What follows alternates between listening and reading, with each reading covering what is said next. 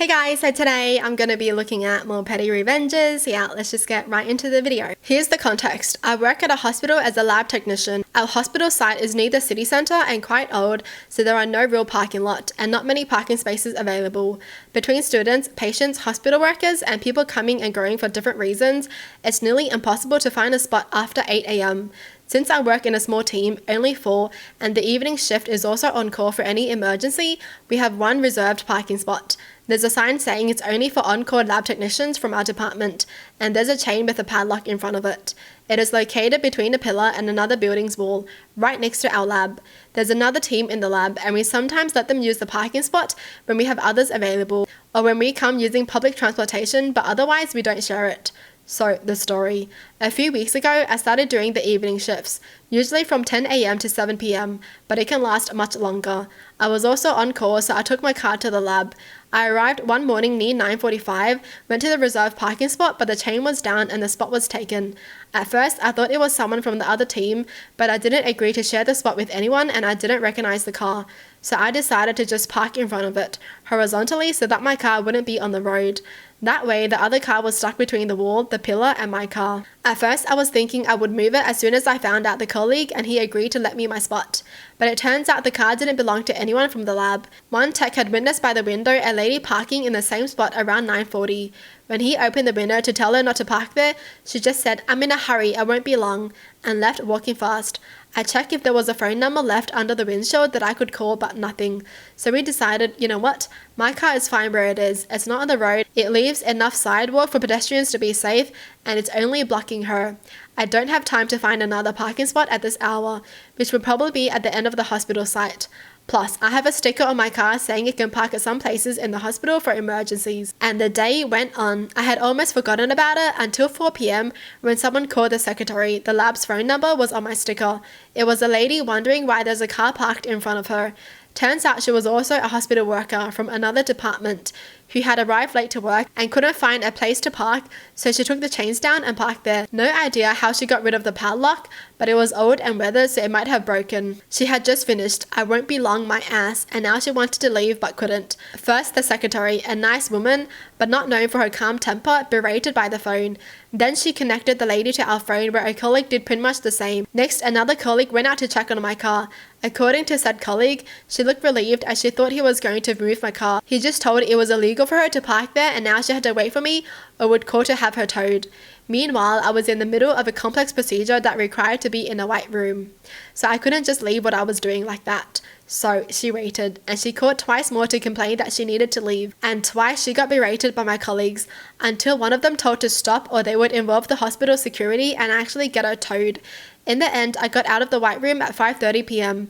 My colleagues and I thought it was enough, so I changed myself as slowly as possible, took the time to get everything in order and let everyone know in building I was going out for 5 minutes, and finally got out. She was visibly pissed because it was almost 5:45 p.m, but the threat to get a car towed might have stuck because she didn't say anything except a passive-aggressive "thank you." By the time she could get out, it was almost 5:50 p.m, so she waited a little less than 2 hours. Could have been worse since I ended my shift around 7:30 that evening. So far, no one else has parked on the spot except us. Dang!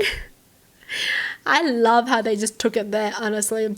You park in this spot that you're not supposed to park in, you can't get out then. Dude, I love that. I've seen like some little videos of that too, when someone parks in like a disabled parking and they don't have a disability and people just surround the car and don't let them get out. And what do you think you're doing parking in a spot that literally has a chain telling people not to park there? She literally took off the chain herself and parked there, and it's just like, oh, I'm not going to take very long. But she literally parked there to work. Okay.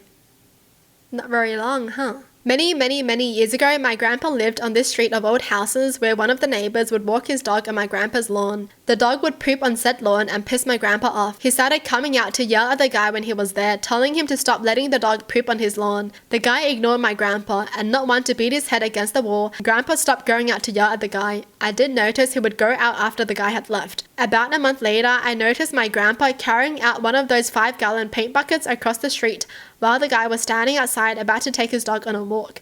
My grandpa made full eye contact with the guy while my grandpa quietly dumped the contents of the 5-gallon bucket in the middle of the neighbor's lawn.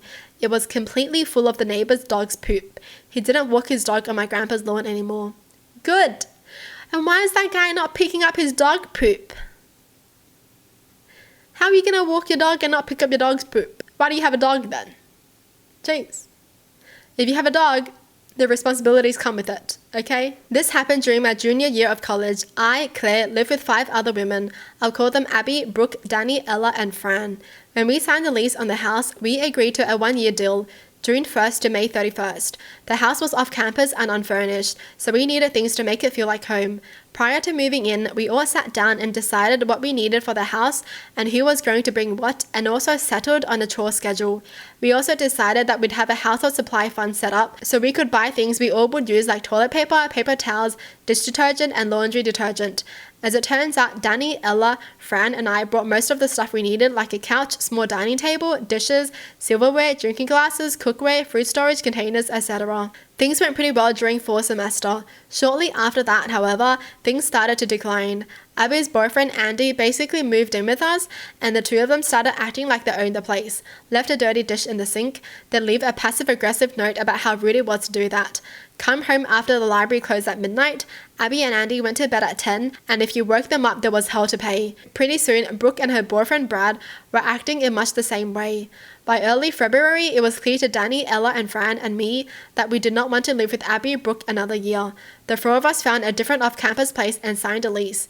We let Abby and Brooke know, and from then on, the 2 of them plus their boyfriends went from partial jerks to complete jerks. They do things like stop the clothes washer mid-wash, take our clothes out, dump them on the floor, and start their own laundry. They'd use up all of the hot water by taking super long showers. They'd write return to sender on our mail. They destroy flowers our boyfriend sent or brought to us. They refuse packages. They stopped contributing to the shared supply fund and stopped doing chores. About a week before Memorial Day, Ella got a call from the landlord on our new place saying the previous tenants had moved out and we could move in early if we liked at no charge. Danny, Ella, Fran, and I discussed it and decided to get out of our current house as soon as possible, but didn't tell Abby and Brooke of our plans. Memorial Day weekend rolls around and Abby, Brooke, and their boyfriends head out of town to go camping while the rest of us put a plan into action. With the help of friends, Danny, Ella, Fran, and I got all of our stuff moved out. And when I say all, I mean all. Living room furniture, dining room furniture, dishes, silverware, cookware, fruit storage containers, baking supplies, shower curtain, rugs, lamps, vacuum, broom, dustpan, etc. We also decided that since neither Abby or Brooke had contributed to the shared household supply fund since March, the toilet paper, paper towels, dish detergent, laundry detergent, and so forth was ours, so we took all of that too. Abby, Brooke, and their boyfriends were shocked to return from the camping trip to an empty house. What made our petty revenge even sweeter was that on their way home from the camping trip, all 4 of them got food poisoning and were really, really sick. The scathing text we got about moving out unannounced and taking all shared household goods, especially the toilet paper, priceless. Danny, Ella, Fran, and I are great friends, still get a good laugh about the situation about 12 years later. None of us had heard from Abby or Brooke since graduation. Good. How do you live in a shared house and not pay for anything?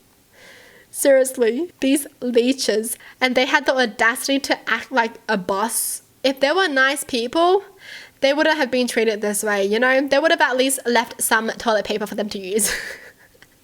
But nope, they're terrible, so no toilet paper. Have fun wiping with your bare hands. That must be so annoying, you know? When you're like living with a group of friends and then they decide to bring their boyfriends in or their girlfriends in. Don't do that, alright? If you're living with your friend and you get a boyfriend and you want to move in with them, move into another place. Don't do that to your friend, okay? Well, that's it for the video. Hope you guys enjoy. Tell me in the comments down below what your thoughts are. And as always, thanks for watching. Hope you guys liked it and I'll see you guys next time. Bye!